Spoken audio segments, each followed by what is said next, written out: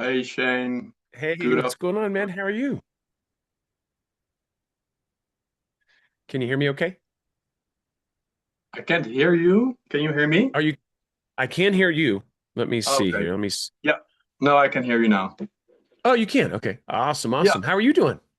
I'm doing fine. Yeah, it's Good. Good. evening over here. It's afternoon over there, I guess.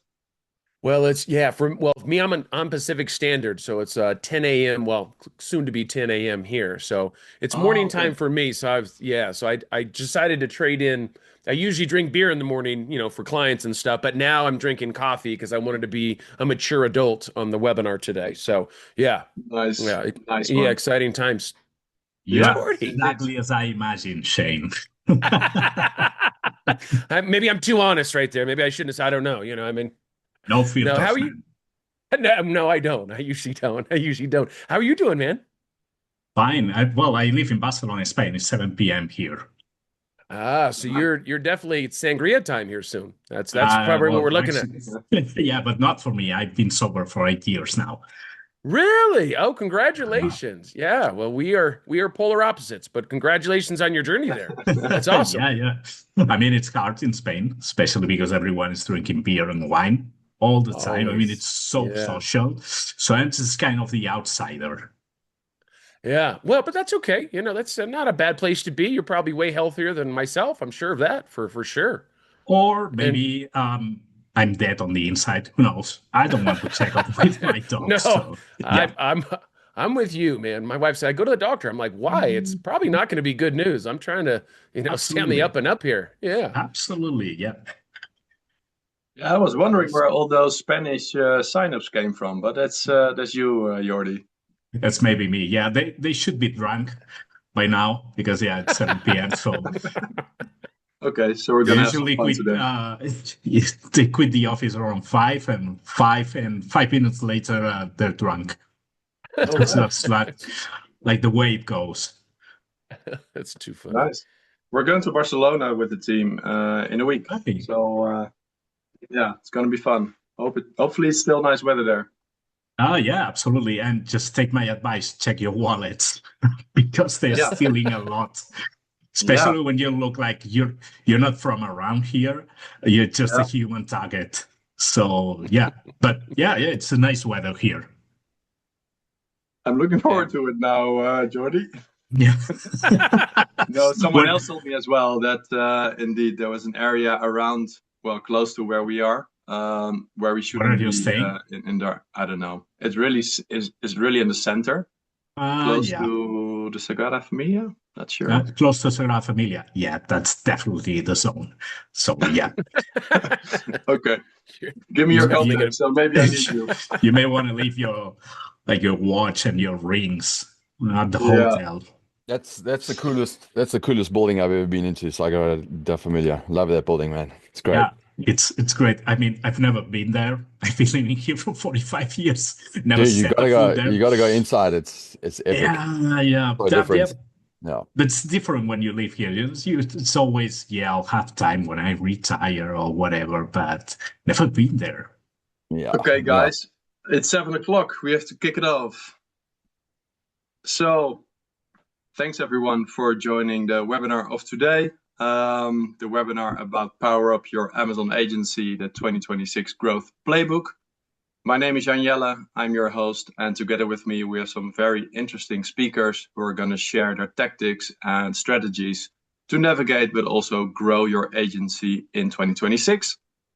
We have some very interesting topics like how to expand your brands or your clients into Amazon Europe, but without the EU complexities.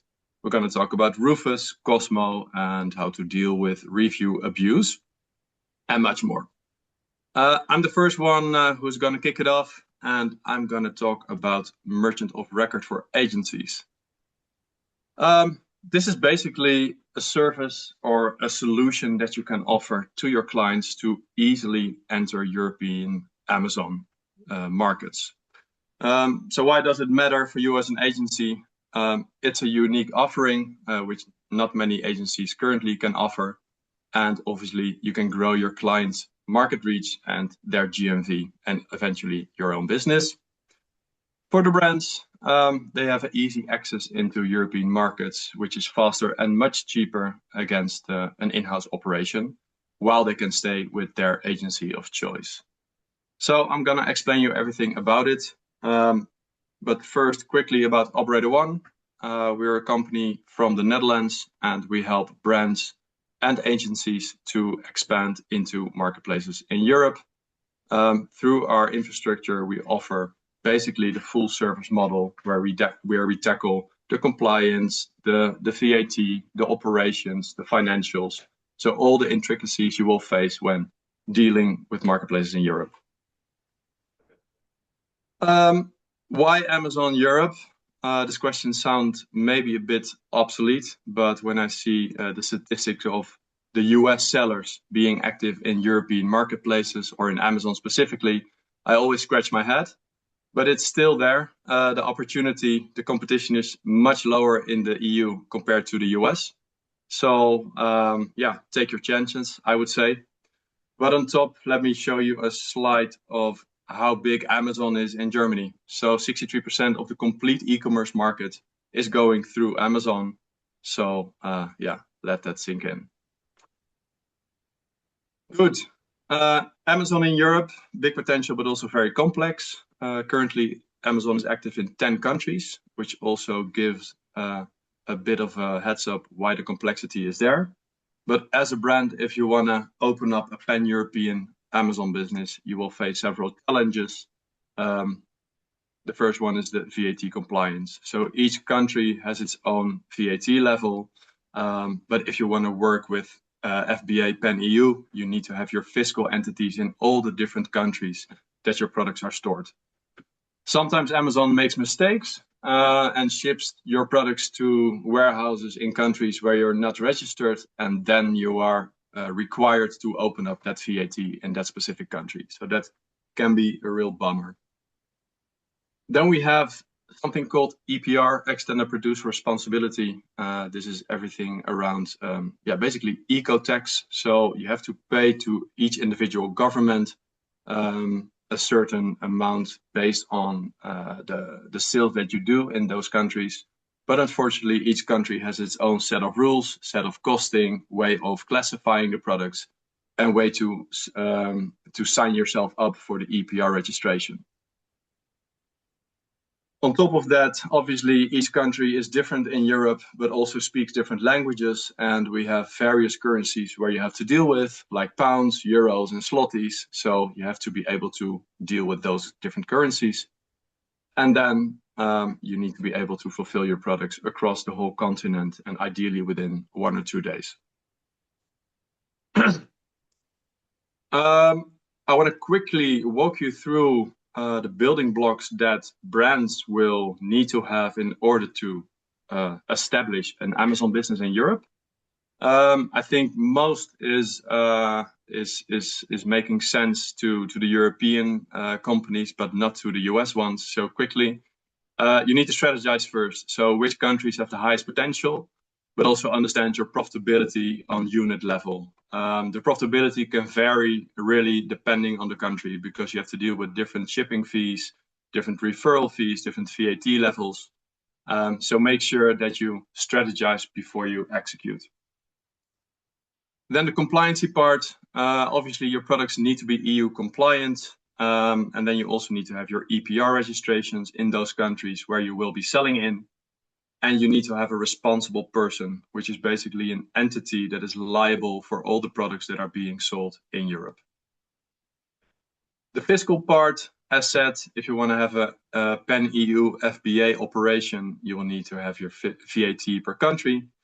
On top of that, you need to report all the movements of the goods on a monthly basis, which is called intrastat reporting. When it comes to IT infrastructure, it's always a case-by-case situation, but we recommend to always work with a marketplace integrator. So a piece of software where you manage your different marketplaces from one place. Use a PIM system for your content. You want to have dashboarding to see the evolvement of your business across borders. You need some advertising tooling, WMS, and obviously a VAT reporting system. So try to automate as much as possible. But yeah, recommend to do it. When it comes to operations, if you're not based in the EU, you need to have an import of record. But then when you want to fulfill your products, there are several flavors. You can do it FBM, so shipping from one warehouse, or using FBA, which is the fulfilled by Amazon, or you have a hybrid approach based on country or based on your products. When it comes to returns in Europe, you are required to offer domestic return addresses. If you can't do this, you're required to pay for the returns. So that can be a costly exercise. So make sure that this is set up per country. And when it comes to content listing and marketplace management, I think all the experts are now joining this call, so I don't want to explain you how it works, but make sure that, or be aware that it's a country by country setup when it comes to brand registry, A+ content, and your listings. But all the rest, I'm pretty confident that you know how it works. Seeing this may also explain why 99% of the US sellers are not selling in Europe. But luckily, there's also an easy way, which is called Merchant of Record, where we offer basically the existing infrastructure for you to open up these marketplaces. And basically, we cover all these areas. And as an agency, you will be responsible for the full growth strategy for the brand on the marketplace itself. How does it work? We have the privilege from Amazon to be able to set up dedicated Amazon accounts on our own entity. And because it's on our own entity, we can cover those pieces of compliance, of VAT, of operations, and the whole financials. But through this dedicated account, the agency is able to manage the brand, to do the advertising, the content, and the brand has access through the agency to the European markets. They need to make sure that the products are EU compliant and that you have a trademark. But this way, you can easily roll out your business into Europe. There are two flavors. We can set up one dedicated account for an agency where they manage multiple brands. Or we can set up a dedicated account for a single brand. And the main advantage of the last one is that we can transfer this account in a later stage to the brand itself. So if they want to have it in-house on the longer term, that's also the solution that we can offer through this. All the clients we work with, all the brands, all the agencies, we equip them with the Operator One suite.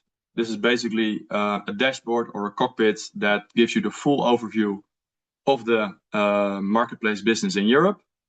It has several modules where you can see real time what the orders are, the advertising metrics, the inventory levels with us, but also with Amazon. We send you automatic notifications when we need to replenish, when we need to be replenished, and that's based on your MOQ, your lead time, the sales velocity, and the coverage that we would like to have. There's a buy box monitoring module, and you can also reprice your products so you're able to win the buy box the next times. And everything is exportable for your own internal reporting. So that's it from my end. If this sounds interesting to you and you want to get in touch, feel free to send me an email, check our website, or scan the QR, and we can discuss how we can help you or your brands to enter Europe. So I want to give the words to Jonathan from ZonGuru. I'm going to stop sharing my screen and take it away. Yeah, thanks, man. That was epic. You know, I can tell you right now, I talked to two brands last week. One of them is actually exiting Europe because they're successful brands in the US, but they either skimped on how they wanted to enter Europe or didn't really think it through, and they failed, right? So, you know, I think it's so critical, especially in today's environment, that you know, brands that are expanding use an expert service like what you guys have. I think that was really cool. Just that diagram you showed of, like, you know, it's not just as easy as like, oh, I'm just going to expand into Europe. Like, there's so many things to consider, and I think that was fantastic. So thank you for that. Cool. Thank you. Funny enough, our director of marketing, Daniel, is based in Amsterdam. So I don't know where you are in the Netherlands, but yeah. Close to Amsterdam. Yeah, Yeah. 20 minutes. Oh, nice. Is he Dutch as well? No, he's American. Okay. Tourists, Okay. moving to Barcelona, Amsterdam, I don't know. It's like all over. Anyway, let's get going. I have 10 minutes, right? Yeah, more or Okay, less. great. All right, let me share my screen. Can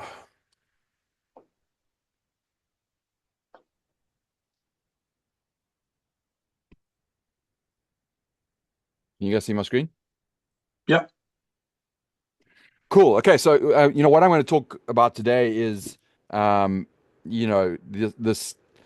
I think Kevin King said in his newsletter last week or this week, this tectonic shift that's happening on Amazon, as it moves from what we call the traditional A9 keyword intent algorithm to, the COSMO and Rufus AI algorithm, the intelligent algorithm that is getting placed inside of Amazon, and how that shift is happening and what you need to do on your end to make sure that you are geared up and not losing traffic conversions, etc., to your competitors. It's a critical place right now.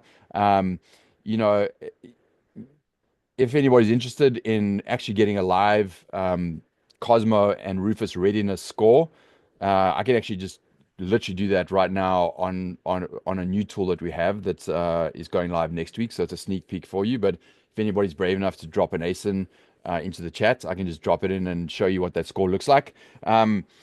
But what am I talking about for anyone here who's kind of new-ish to the space? I guess this unpopular opinion for this week that I put together explains it. If your listing isn't optimized for AI, you're invisible to the next $10 billion in Amazon buyers. And what I mean by that is, I think it was this week or last week, Amazon came out and said, they're projecting an additional $10 billion in revenue, in annualized revenue from Rufus going into the new year. And so, Rufus is essentially Amazon's answer to AI conversations that you're having with Claude or with ChatGPT, Perplexity. It's that conversational research where you're asking questions and expecting insights and recommendations. Amazon doesn't want to lose that experience, right, to these AI platforms. So I think right now a lot of people are searching on ChatGPT, having a conversational research, finding some recommendations, and then going on to Amazon and intent buying on Amazon. But ChatGPT, especially, is moving a lot in that space. They're integrating with Shopify, integrating with with Walmart. Potentially, there's an integration with Amazon happening. But the point is that conversational research is happening. Amazon wants to own that because if they lose that, they're going to lose a lot of sales, right? And that's the investment happening into Rufus. And for Rufus to have that conversational expertise, it is an LLM ultimately, and it has to have an intelligent algorithm behind that, which is called Cosmo. And that is in place right now. We're seeing definitely drops in traffic and sessions from listings that haven't been optimized, over the last 6 months. I'll show you some results in a second. But it is happening right now, and there's going to be even a stronger push going into Q1 because Amazon simply cannot lose, that ground. What is cool about it and what's refreshing to Amazon sellers right now is, and brands and agencies, of course, is that this algorithm is now intelligent enough to have a knowledge graph mapping on your listing. So there's literally, like, this is a snapshot of it, but there's a technical mapping that Amazon gives around its algorithm and says, hey, if you can technically map your listing to answer a lot of these questions, the algorithm is intelligent enough to then go ahead and match it to experiences, conversations that are happening there, recommendations, semantically mapping you to all the kind of keywords that are out there that you need to index for. And the ultimate end goal of that, or the end product of that, is that you now have the ability on your listings not to be keyword stuffing, ingredient feature-based listings, and move that more into what listings should be, which is like these kind of the heartbeat of your business online on Amazon that talks to your customer sentiment. What do customers want? Kind of their anxiety. How do you reduce the anxiety, when they're purchasing your product? How do you connect with them better on an emotional level? How do you speak about your differentiation points versus your competitors? All of those things you can now do in your listing, which was much harder before when you had to kind of stuff it with keywords. And that's because you have the ability to map it on the side with Cosmo, right? as I said, there is still absolutely, and we'll never lose this. There is absolutely, intent-based keyword searching, and you need to make sure you're matching to your most relevant keywords, but you do it in a much more simplistic way now. It doesn't have to overstuff your listing, and then if you have that Cosmo mapping on the back end, you're in a good position. We have some results. I'll share that with you. But if you're literally a brand or an agency and you're starting to see some softness in your Q4 sales, yes, there is some industry or kind of global market drops. But if you're just like not understanding why you're dropping and your competitors aren't, it is literally you're not starting to map correctly for Cosmo. And going into the new year, this is going to be a major problem. So we recommend shifting your listings now. And as you shift your listings now, you'll see actually an increase in sessions and hopefully conversion rate if you use our service anyway, and set you up for a good new year. You know what? I didn't. Oh no, I did start my timer, so I've got 5 minutes. So yeah, just if I run long, let me know. This is the service that we have. I'm gonna show you what this is right now in a second, but we've built this pretty substantial agentic model that has some amazing aspects to it based on just us being in the industry for a long time, but obviously the AI aspect as well. What the service does, and I think this first point, let me actually just slideshow this so you guys can see. Oops. The first point here that I have, the outcome of this is that you have a listing that again breathes and connects better and has better human conversion, which is epic, and has the AI mapping. What's really cool about the process is that we give you control. So you have the ability in the process to actually teach one of the agents about your brand tone, what makes you different, right? So you have ability to input and teach the agents. It obviously then does deep research on your niche and surfaces a lot of customer sentiment, things that help you to stand out from your competitors. And then you also have the ability to input into the product feature aspect of it, what you should be saying about your brand, what you shouldn't be saying about your products. Like if there's FDA things, you have those ability to control the agents, and then you get a final output. So it is an awesome system that, again, allows you to teach the agents about your brand, your products, and do it once, and then you can do it bulk on as many ASINs as you want. So you don't have to do just one. You can do it across 100 if you want. And if you want to learn more about this, you can jump onto our homepage, and obviously there's a special offer here that you can access. If there is an ASIN, I can show you a new product that we have where we score an ASIN for you. And let's see if is there one in here? Do you know if anybody dropped one in? I can't see it, but if there's an ASIN, let me know. But if not, I'll just show you what this looks. What's that?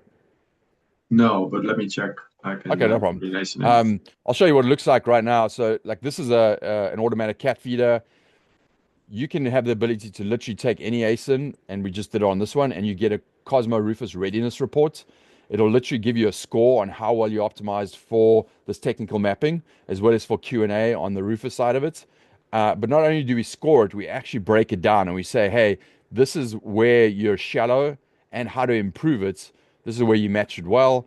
And this is actually where you don't match well and how to improve it, right? One of the biggest ones I would say that's really critical for Cosmo mapping is co-buy behavior. So if I buy cat food, the good match is for an automatic cat food feeder, right? So, making sure that you have co-buy copy in your listing is so critical because Amazon then can connect those dots and make sure that you get surfaced when someone is actually doing some research.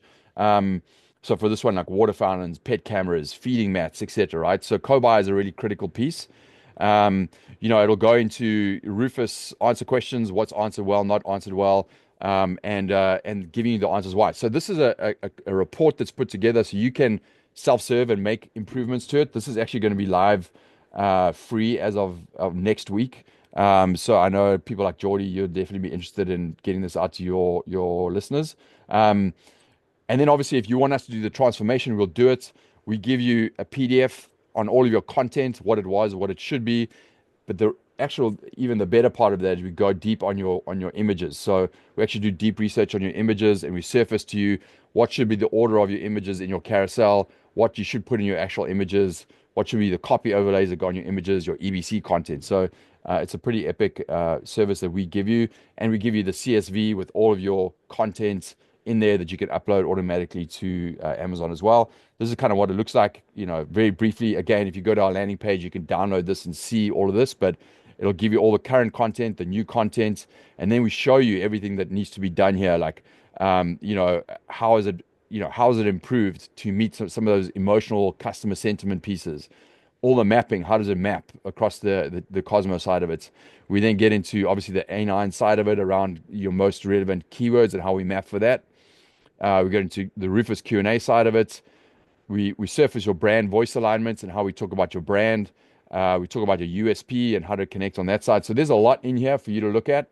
And then again, we do it on the image side. So you'll see all of this recommendations across the whole image side. There's a lot that goes in on this side. And all of that you get delivered and then you get a score at the end, right? So you'll get the readiness score at the end with a full kind of debrief on that as well. This is a sneak peek. We won't have time to do it right now, but there is literally a service where you can just drop in your ASIN, you'll get this full report, and you can actually literally look at how your listing maps and how to improve it. And that should be coming out next week. So look out for announcements from us. And if I go back to this, there are some results. I'll show you very quickly. We have a performance report that's specific around your organic rank tracking. I think the most critical thing on this is that we don't just track your organic rank, but also the things that impact it. Not only just your listing content, but price, PPC, everything else that impacts it. You get a breakdown of the full report and you get results like this. This is a few snapshots, but an increase in sessions, 68%. The most important thing there is that when you do this transformation, you're not going to drop in sessions. You actually see increases in sessions, niche rank improvement, conversion rate 18% up, stable spend on PPC, right? This one actually had a bigger conversion rate improvement, 73%, but they also dropped their price by 22%, right? So we show you the context of how it's performing over time, but certainly you'll see improvements in sessions, conversion rates. And if you want to get that offer, go ahead and scan this or go to ZonGuru.link 01-Cosmo 025. Make sure you add this coupon code. I'll drop it into the chat here so you've got it, but Cosmo December 25, that'll give you the discount, so you'll have to add it in on the page. And essentially it's $75 in ASIN, so you can add your hero ASIN, $75 with this discount. You'll get that full Cosmo transformation as a service. You'll get that ROI back in seconds, not only just literally on the sessions increasing, but also as brands and agencies, sometimes we don't see the forest from the trees. You will see insights in what we surface in this around your product, how to differentiate it that you just haven't picked up on before. And that's what we hear from a lot of our customers. So I hope you get to try this out and at least start doing some of them now before Q1 hits next year, which there'll be a pretty big shift on that side. So if you have any questions, let me know. And if there was any ASIN dropped in, I'll just take that. I'll run that report and email it over to you so you get it as well. That's it from my side. Thanks, Jonathan. Very interesting. Nice tech you built. It's really cool. I'm impressed. Oh, and by the way, I know there's a lot of Europeans here. It is US and UK at the moment. Obviously, Germany will be next, and we'll be going into that side. But English markets right now, it's UK, US based marketplaces for the transformation service, right? Obviously, all our other tools are across markets. Cool. All right. Thanks. Next one is Izabella, who's going to talk about leveraging data to build the products that work in 2026, I guess. Thank you. I would say I'm very thankful for having me, but looking at the room of people, I am pretty thankful to speak in front of my audience because I would say I don't know only probably 2 people from here. So I typically start with inviting people to my chat, but I don't even know if I have anyone to invite here. So if you guys would want to speak in front of my audience in the future, just let me know so I will promote to my audience because it's really unfair that I'm promoting and other speakers are not. So those 2 people that are in the room and are not in my WhatsApp chat. So here is the QR code to scan and join. It's a lot of useful information there. I don't need to introduce myself because as you already know, everyone knows who is Izabella Ritz. We'll talk today, as I promised to my audience, about some numbers and metrics in Amazon Product Opportunity Explorer. And I picked the very random product, which is like pumpkin ball. We just passed Thanksgiving, and all this is still pretty fresh. So we all know, guys, that when we're talking about data is supposed to be validated. And a lot of people, when they're going in with a huge idea and that like, hey, I'm going to sell the product on Amazon, let me take a look if it's going to be successful. It's great if someone even has this thought in mind. But those people that are trying to validate using only Amazon Product Opportunity Explorer, given that Amazon recently released a lot of cool metrics, we have access to take a look at the search volume and Amazon AI Insights, which are pretty dangerous these days. So I want to get your attention and validate and qualify data based on two primary things. So Amazon Product Opportunity Explorer, ChatGPT, of course, and Smart Scout. I'm not using Smart Scout here as a promotional part. I'm using Smart Scout because I really love them, and I'm using to validate all products I have in our pipeline. And when we're creating products for our customers, we're always going through validation with Product Opportunity Explorer, Smart Scout, Voc AI, and Data Dive. That's our like 4 primary ones. So Amazon has several metrics where you can be very mistaken. So look at this. Amazon says high-level success factors. Product attributes, ceramic construction with the lead and handles dominate successful listings, blah, blah, blah. Now, Amazon tells you about product positioning opportunity, multi-piece sets, 4 to 12 pieces. And Amazon gives you premium materials. And you can look at these high-level success factors and say, oh my Lanta, I am going to sell this product instead of $27 for like $45 or something like that, and I will be successful right there. But we will take a look at 250,000 search volume for the past 360 days, and we will also have to take a look at the search volume growth for the past 180. And those metrics that a lot of people are not paying attention to, because why this is happening. We're not even in Christmas season because it's a holidays. So you're technically having all these 250 searches for only 1 month.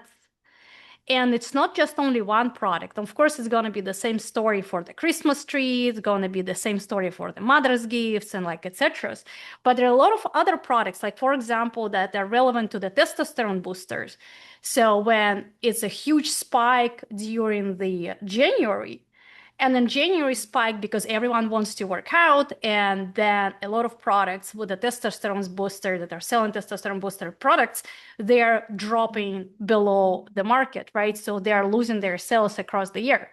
So pay attention to these metrics as well. And and we also have a metric of the top click products, which is 64. The proportion in between 250,000 searches and 64 top clicked products is unhealthy. That's on the first place. And then we have to pay attention to 64 top clicked products versus we have a metric here. Hold on. It's in the search terms versus search conversion rate. And if we're going into search conversion rate, we're looking conversion of 0.58%, which means products at Amazon that our shoppers are finding, those products are not being qualified based on their requirements. So if someone is searching for pumpkin bowl and we have 64 top click products, out of these 64 top click products, only 0.58% conversion that is being won by this specific pumpkin pot or whatever it is. So in this case, you are being a little bit confused. Should I sell this product or should I not? Because on one hand, you have 250 searches per month, technically, because that's the only month when you can sell this product effectively, right? So you're thinking, should I go and like make a bank of this product within this 1 month? And if I should, what kind of product should I be launching, given that the highest conversion of 0.58% is being made by this specific one? And this is where the validation and diving into the product is actually happening, because this is where you're able to identify the pain points and the primary requirements for the specific product. So now at this point, you have to go through the VOC scrape all the reviews, create the list of the improvements, and then go through the product validation and product building and product development process. I'm not going to touch base this one, but there is another one where we have conversion for 1.42, but it's already like more like bowls for some like snacks or like something that will be you'll be snacking, not cooking in, right? So maybe you should be looking into those products and see how many other relevant products are being sold there. But we have to keep in mind that for each keyword here, if the conversion rate below 1%, that tells us that market is not satisfied with what marketplace is offering to the buyers. So you kind of have to consider this factor as well. So now, if I want to see who is actually selling those products and taking the majority of the market share, I would go to the Smart Scout and I would use the opportunity, the feature they have, which is share of voice.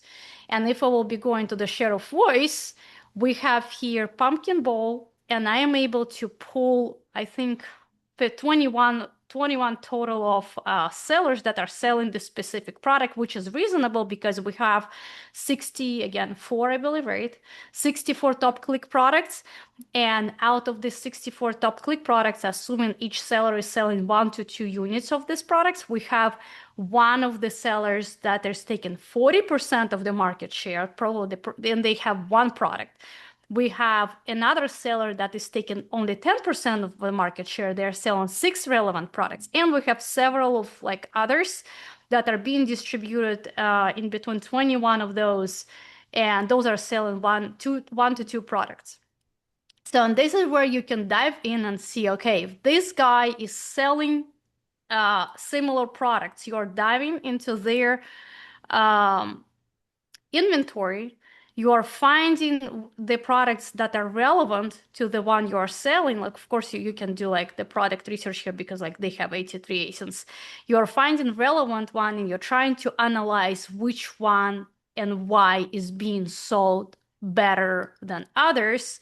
And then you're coming back and you're doing the same analytics for each individual one to find out how you can beat those competitors. An important part that if you will be looking at this estimated monthly revenue, the largest seller, for example, here we have Anchor Hawking or whatever it is, they're selling $1.5 million a month, which is like US-based seller, assuming it's a US-based seller. But their market share for Pumpkin Bowl is only 2.6%. So it doesn't mean that the wealthiest or the richest or the highest selling seller is taking the majority of the sales. The only important factor is where you have to be based on the specific product you're analyzing. So if the seller with the majority of the sales overall of his ASINs is not making enough of the revenue, it doesn't mean they're not taking the majority of the sales for this specific product, if it does make sense.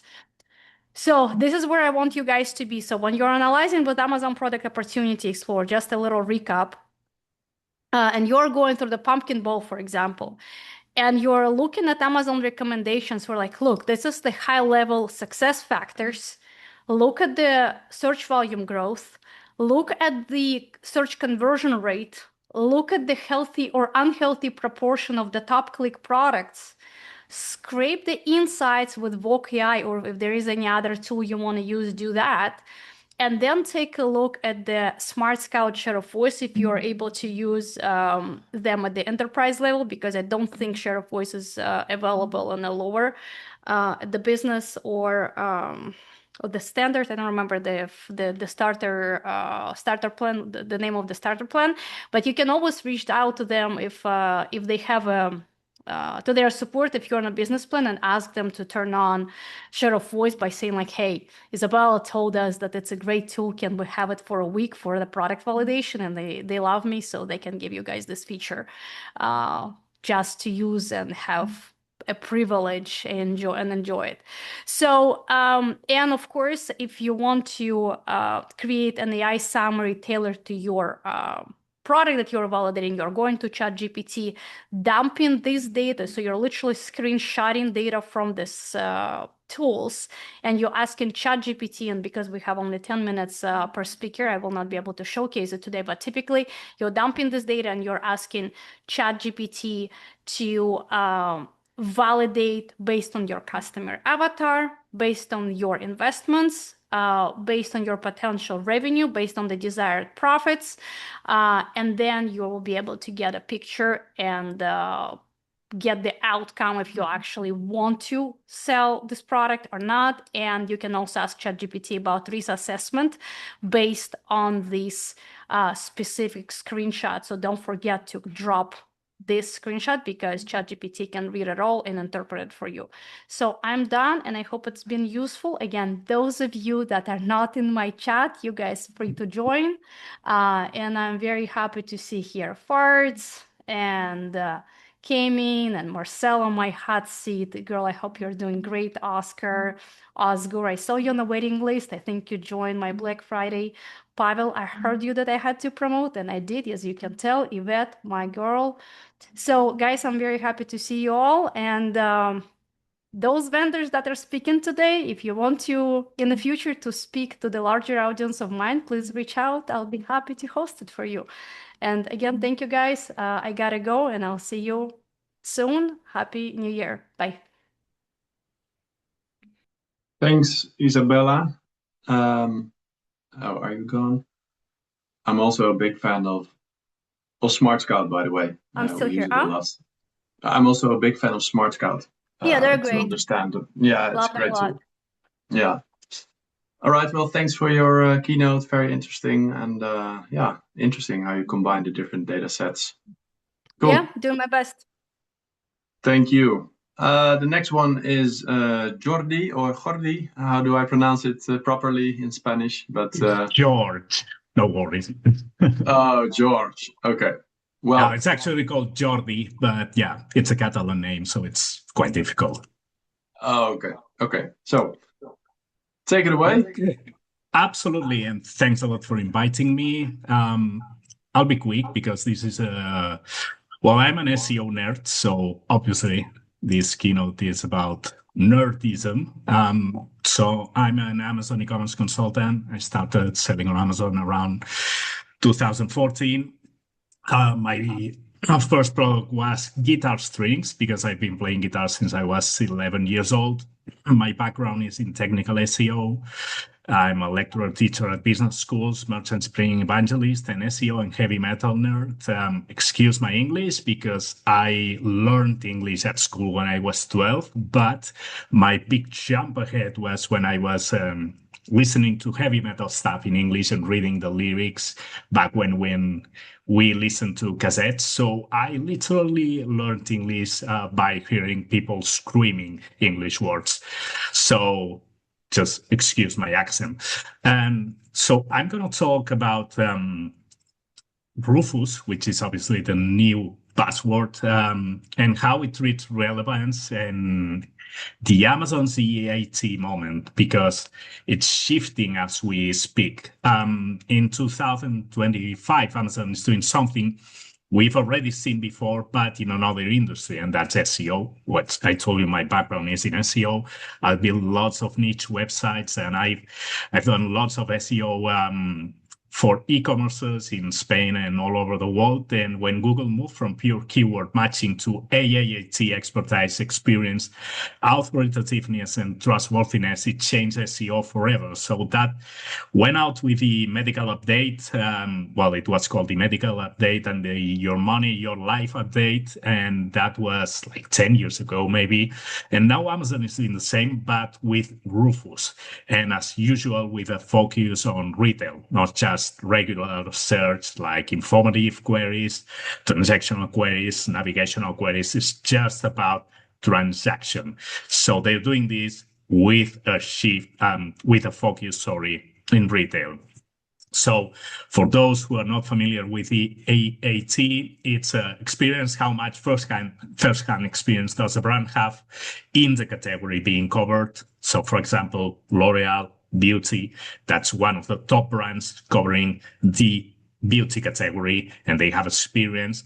They also have the expertise, so that means how much skill or knowledge does the brand demonstrate in the category. Authoritativeness, which the reputation of the brand and the influencers, evangelists, public speakers with the category covered. And finally, last but not least, trustworthiness, how accurate, honest, safe, and reliable is the brand according to the voices and the reviews around speaking about the brand. And what Amazon is doing is, especially Rufus, is trusting external signals, taking editorial picks from all over the internet, taking influencer stuff and awards and press mentions. So it's Amazon's equivalent to Google's EEAT, and we will see some examples in no time. This means Rufus is no longer relying solely on copywriting, keywords, bullets, titles, reviews, Q&As, category attributes, A+ content. It's now evaluating authority outside the listing, just like Google does. And real world examples we are seeing, if you check on LinkedIn, you can follow Leo Scovio or Andrew Bell. Those are SEO nerds and SEO experts when it comes to Amazon, and they are showing examples every day. Research by AI, blogs at the top of search results, citations from external websites, Games Radar, New York Magazine, etc. AI-generated summaries that mix Amazon data and external reviews, so it's not just Amazon customers' reviews. It's mixing external data too, and product recommendations influenced by editorial sources rather than the listing content. So it's Amazon EEAT moment now. How this translates from Google to Amazon. So experience is user reviews, user images, Q&A. Expertise is AI summaries extracted from expert articles and editors.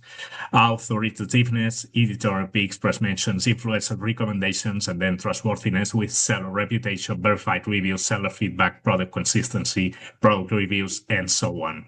And these are some examples we've seen lately, especially during the Black Friday week. This is editorial content from AI and the web, giving you some insights on what the category is about. So digital soundbars offer instant audio playback with custom buttons, while DC controllers provide mixing capabilities, blah, blah, blah. So it's giving you explanations, AI explanations and content coming from the web about the category. Rankings based on sales and reviews. You can see that in some subcategories. Rufus results based on external sources. This is from, I took these screenshots this morning. What are the best-selling video games for kids according to experts? And it's giving me 10 products based on sources like Insider Gaming and CJ Magazine. The best routine skincare products according to Cosmopolitan. So it's giving me, based on Cosmopolitan's 2024-2025 skincare recommendations, here are the best routine products. And it's giving me an AI summary about the beauty team on Cosmopolitan and giving me Cosmopolitan sources. AI review summaries, you've seen that all over the listings. And then we have AI content pulled from brands or sellers. So just ask, can you trust this seller? And it's giving you an answer. This product is sold by Level 99 Games, which is the manufacturer and the brand of the game itself. Since this is sold directly by the game's publisher, it's a trustworthy seller. But it's taking seller feedback too. So if your seller feedback is not great, Rufus will tell the user. And then AI brands content from the web. So you can Ask, is L'Oreal the best beauty brand? And it's giving you an answer. What are L'Oreal's last innovations? Is giving you an answer about that. Compare L'Oreal versus other luxury brands, and it's giving you key differences. So it's more than just an AI buying assistant. It's giving you information from inside Amazon and outside Amazon. So the big shift is that in Google SEO, EAT became the backbone of ranking. And now in Amazon SEO, authority anchoring is becoming exactly that. So if your brand is new to the category, you won't have any authority. So today's Amazon SEO has a focus on Rufus, COSMO, and rewriting titles with AI, but Amazon is already in the next level of the game. So it's trusting external authority for brands and products and getting offsite signals that are starting to influence on Amazon SEO. So you better start investing in your brand's authority outside Amazon. How? Using influencers, press releases, and so on. This mirrors Google SEO between 2018 and 2023.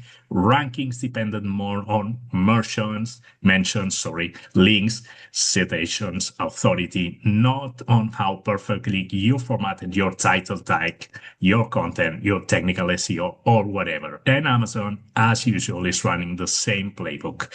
So practical recommendations, build external authority, featured in niche media, appear in the best products for whatever rankings, secure influencer recommendations, win awards, win certifications, publish expert guides on your own website, and everything that Google is rewarding in AAAT, Rufus is now using it in authority anchoring.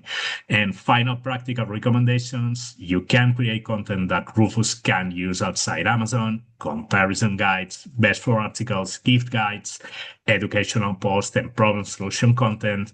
And Amazon AI needs and will always need external signals, authoritative material to sit and give it the fuel. Just invest on your brand inside Amazon and outside Amazon, and you'll be rewarded with more SEO visibility. That was quick. I had 4 coffees today, you can tell. Thank you very much, George. Yeah, any questions, just drop me an email. It's jordiob@jordiob.com, or you can search me on the internet. There are 2 Jordi Ordonez, actually. One is a doctor, that's my father. He doesn't know anything about Amazon.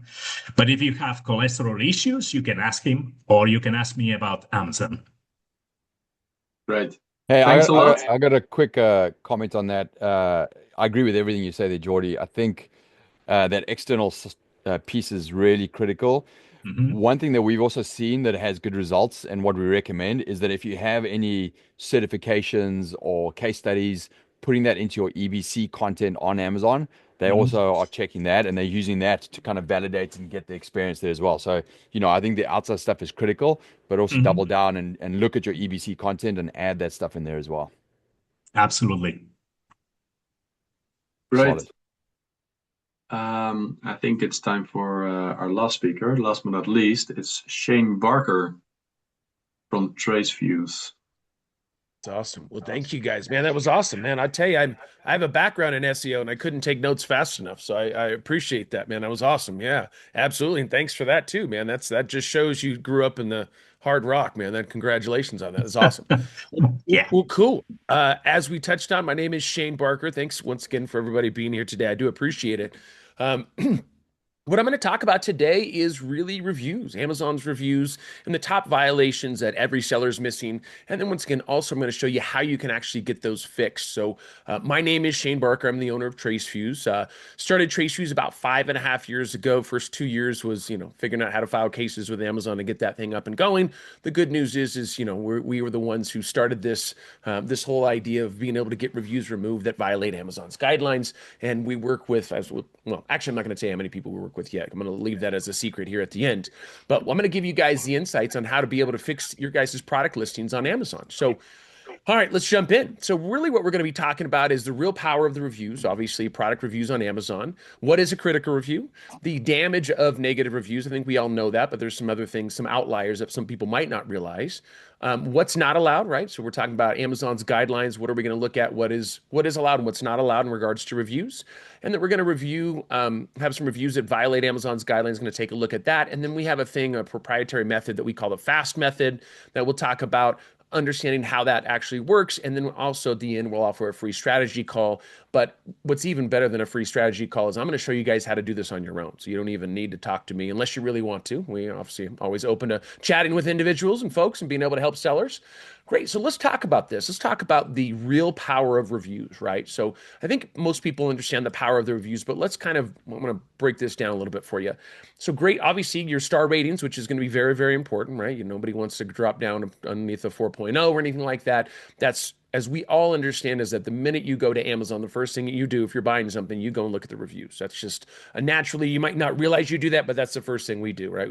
That's our first test, is to see if they've got great reviews, great, then we want to move forward and talk about potentially buying the product. It obviously, the reviews help with brand reputation, social proof, BSR rankings, which obviously we all want to get as close as we can to #1 for a certain category, conversion rates, and then also PPC costs. A lot of the things that people don't realize is that if you have really bad reviews, you're going to have to spend a lot more on PPC costs, and you're really going to be spending a lot of money there to push them to people to a product that obviously doesn't have good reviews. Usually that conversion rate is going to be very, very low due to that.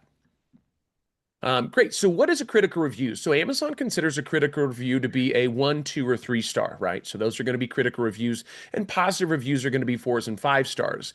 What I will tell you is I did want you guys to take a look at this little review. I always like to show some funny reviews, but this is My Cat is Special, right? So this is an actual review. This product itself is fun, and I assume works as it's designed to if your cat actually gets in it. My cat is struggling with understand how to use it, and having it for over a month still has not actually sat on it once. Obviously, the cat is, I guess, hiding from the owner, hiding from something, maybe a dog or something. But the whole idea was the cat was supposed to be on top. This is funny. Now, the problem with this is if this is a legit review, this obviously can affect a number of different things. I'm not saying this is in violation of Amazon's guidelines. What I'm saying is we see reviews all day long. People can go and write a review, give it a, say, oh my God, great product, give it a 1 star. My point is that mistakes happen, things happen, and we look at these reviews and we got to figure out how can we be able to look at the reviews that clearly violate Amazon's guidelines and what we need to do to be able to get those removed. But I thought this was a pretty funny one. That is a very special cat, by the way. All right, so damaging reviews. So over the years, we've heard a number of different theories of what these numbers look like. What I mean by that is when we remove a 1-star review, we get that removed by Amazon. I've heard it be anywhere from 10 5 stars, 25 stars. We say 12 5 stars here. I can just tell you they're not weighted evenly, right, at the end of the day. So when we remove a 1 star, that can equal, let's say, 12 5 stars. So you kind of get that. You can either go after more positive reviews, which is highly recommended, always telling you, hey, to go after that. You want to have a good foundation of good reviews. But really us on the other side is going to be taking down those 1, 2s, and 3s. And I'm sure, hopefully nobody's fallen victim to this, but I'm sure that there's quite a few people on this webinar that have. If you drop down 0.1, then a lot of the times that's from a 4.3 to a 4.2. You can lose up to 50% of your sales. And so what I always tell people is you want to be more proactive than reactive. Don't wait for that moment, right? Because our process of filing cases, and even if you do it on your own, which I'm going to show you how to do that, the process takes a little bit of time, right? It's not like you file a case and Amazon just removes a review. It's a little tedious. We're going to show you how to do it. But my point is, don't wait to get to a 4.2. Don't get your sales down, and then all of a sudden you're in a situation where you're struggling for the next 20 days, 30 days, 40 days, or 50 days because we're having to go in, or you're having to go in and file cases to get those reviews removed. So once again, be more proactive than reactive. And let's talk about what's allowed, right? Like, what are we looking at in regards to guidelines for Amazon? What are we looking at? What are the things that are in violation of Amazon's guidelines? So anybody that mentions a seller order or shipping feedback, right? So if something was shipped, I say by FBA, and it was shipped late, broken, or used, and somebody says, oh my God, I hate this product, it was 2 weeks late. Okay, no, you hate the shipping, you don't necessarily hate the product, right? And so we see that a lot, and those are things that we can get removed. Comments about pricing or availability, comments written in unsupported languages, repetitive text, spam or pictures, created with symbols, private information, profanity, hate speech, sexual content, external links, ads, conflict of interest, promotional products, compensated reviews, and plagiarism, impersonation, and illegal activity. So those are the main things that we look at when we file cases. If anything violates one of these things, these are the main things that we look at and warrants you to be able to file a case with Amazon to get those removed. So here goes some examples of reviews that clearly violate Amazon's guidelines. This book is not authentic. The stitches of the book are loose and low quality. Okay, but that's not, you didn't read the book, right? Like the whole idea is like, well, what does it say inside of the book? This one is, hey, it's from China. I'm trying to return it instead. They're shipping me more. Do not recommend.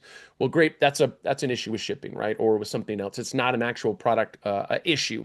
So I'm not going to go into every single one of these, but the idea of this is there's a lot of reviews that I promise you right now that you're probably on your product listings that you can either file on and get those removed. And once again, use the guidelines as a reference to be able to do that. And so now I'm going to talk to you guys about our proprietary method. This is a method that we created called the FAST method. That's find, analyze, submit, and track, right? That's the goal here. Our goal is to go and find those reviews, and we obviously have we have AI that does that. What we do is we go in, you can run your ACE, and in fact, I'm going to show you guys how to do this for free. We created a tool for free, so you don't have to hire us if you don't need to, which would be awesome, right? Saves you a little bit of money there. Free is always a great price, last time I checked.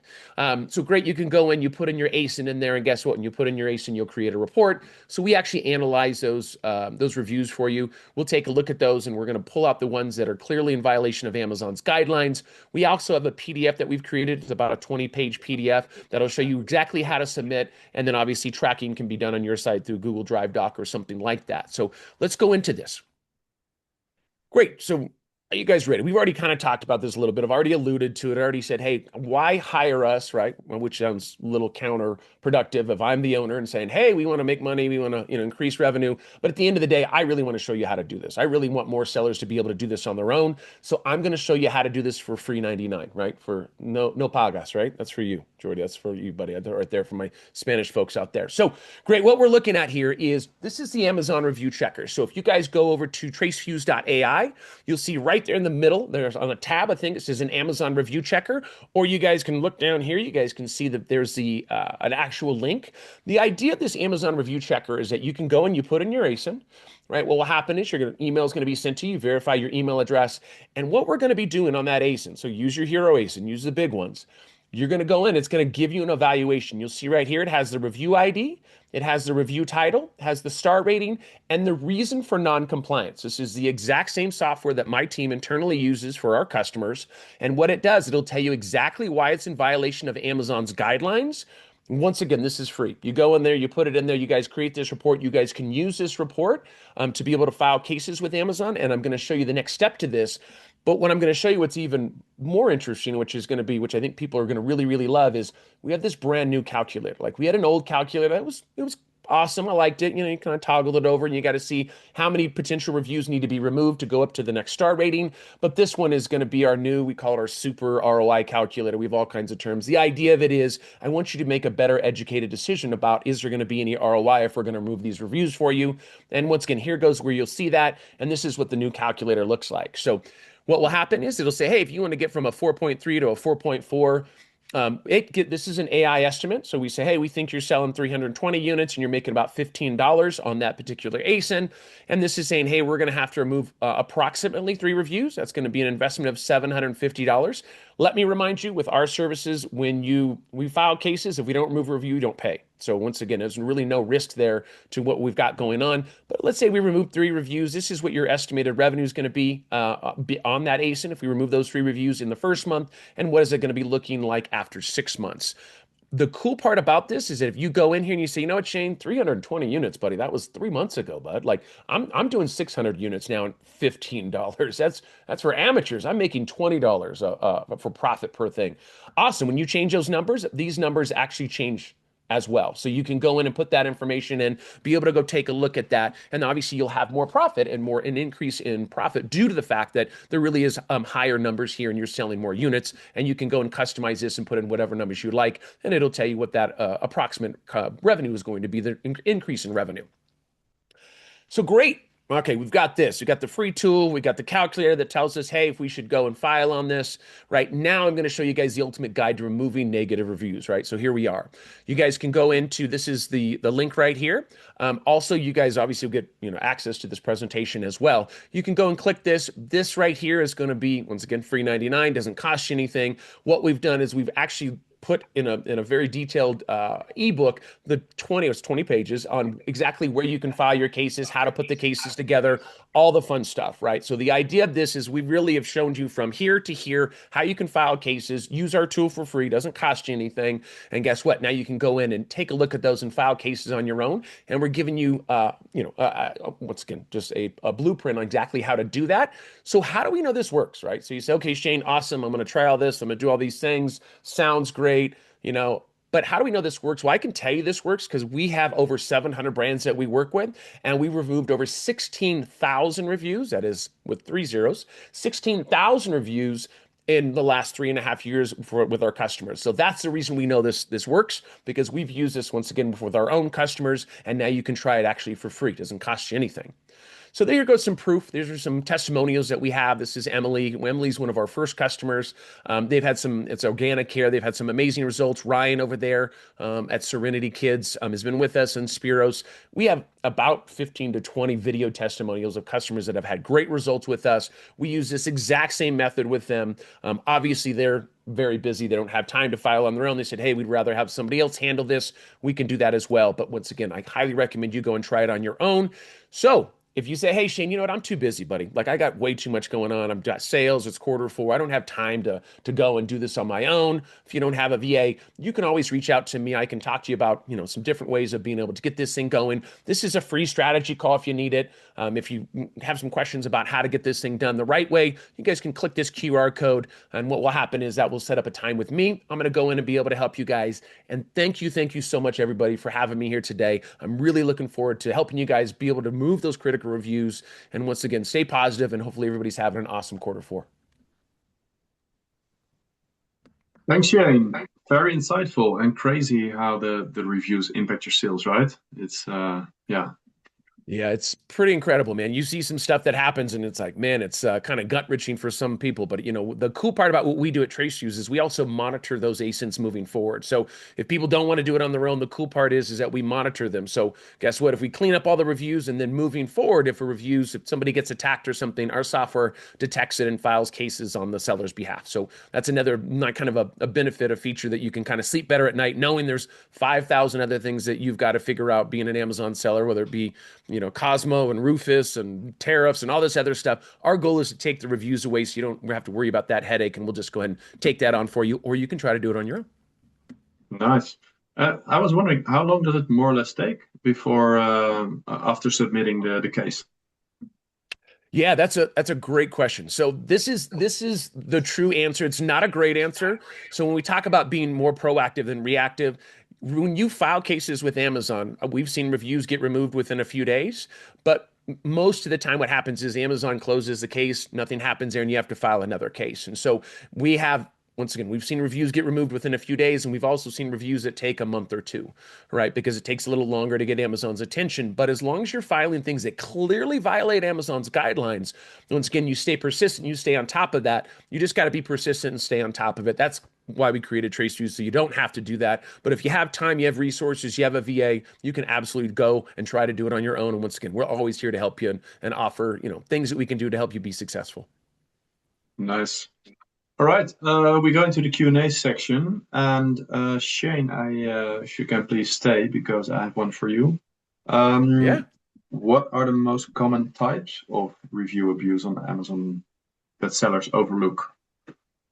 Yeah, I mean, I think really what people don't realize, I think the big top 3 are going to be, hey, if you mention an exact price. So in other words, if you said, hey, I bought this on Black Friday for $30 and now it's now I'm paid and now it's $45. You can't do that, right? You can't mention an exact pricing or anything like that. So that's going to be something that you can take a look at those reviews. Also, if somebody mentions a competitor, so we see this a lot. Sometimes it's on purpose, or it can be competitors that are coming after you. We're looking at a situation where somebody says, "Oh my God, I bought these Nike Air Max. I love them, but I'll tell you, they're just not as comfortable as the Adidas the Adidas X12s, right?" Well, what happens there is you're really saying you like the Nikes, but man, but I'm really a big fan of Adidas. And that could be a positive review, but what you're really saying is, hey, go try out the Adidas, right? So that can be a problem as well. There's a number of different things. It's pretty crazy. I mean, we look at some of these reviews and people are like, there's no way those can be removed. They didn't know they were in violation. And guess what? They are in violation of Amazon's guidelines. A lot of those buyers are putting out reviews that can be legit reviews, but if they violate Amazon's guidelines, that's our angle, right? Like, hey, maybe they didn't know they violated Amazon's guidelines, or maybe you were being attacked by a competitor, right? Maybe there's something fraudulent going on there. Our software also looks at that as well, right? We have a feature where if you get like tons of one-star reviews from from a seller, our system will detect that, and then our filers, which are humans, will go and take a look at that. And if they just happen to buy your competitors' products and you have very similar products and only gave them 5-star reviews, we file an escalation case with Amazon. So yeah, there's a lot of things that can happen. It might look innocent. Sometimes it is, sometimes it's not. I can imagine. One more question from the audience. What happens when someone leaves a review on a product where obviously they didn't use it properly and left a bad review? Yeah, so there's some ways to go around that. I mean, it depends on what they said in the review. For us, they have to clearly violate Amazon's guidelines, right? They can say something in the review maybe you don't like, maybe they can make a false claim. Hey, this is a Chinese-based product, but it's not, it's a US-based product. That doesn't violate Amazon's guidelines, right? So it might not be a great review, it might hurt, it affects sales and everything. But what we look at are things that clearly we can go to Amazon and say, hey, Amazon, this person used the F word in this review. I don't think there's anybody at Amazon that says, hey, we should keep the F word on that review, right? That's what we're going after, is the ones that are egregiously against Amazon's guidelines, right? Those are the ones we want to focus on. So if somebody has an issue with something that's being said, there's a lot of different companies that you can hire that go after very specific reviews, whether that be attorneys or somebody, you can go in and take a look at that review and hire them to be able to go in and get Amazon's attention. But with what we do, we just look at reviews that violate the Amazon's own rules. Yeah, makes sense. Okay. Yeah. Thanks. One last question. I think, we're a little bit over time, but Jordi, why is Amazon SEO in 2025 no longer driven solely by on-page elements? And how does Rufus incorporate off-Amazon content during its reason process? Well, it's scrapping the internet, and there's actually a war between Amazon and OpenAI and Gemini and other LLMs to block their contents.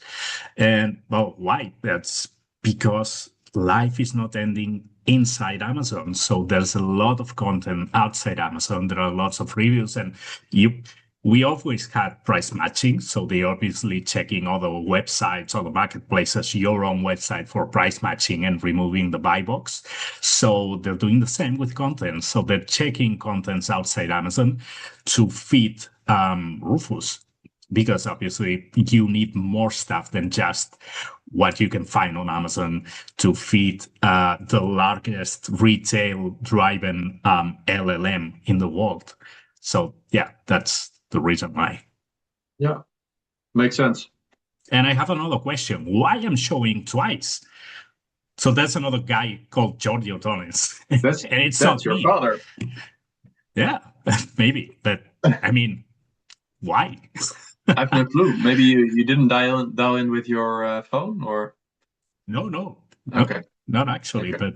but it was just someone is impersonating me, which is great. Means I'm more famous than I thought. But yeah, that looks like an X-file. I don't know. Yeah, indeed. All right. Well, I want to thank everybody for the insights, the tactics, the strategies, because it's super helpful for me as well. But I think for everyone in the marketplace and Amazon space to catch up on the latest developments. So thanks a lot. Also the audience, thanks for joining. And I wish everyone a very nice evening or rest of the day. Thank you, Bye-bye. guys. Good luck. All right. Thanks, Thank you. Guys. Bye. Thank you. Take Bye-bye. care. See you.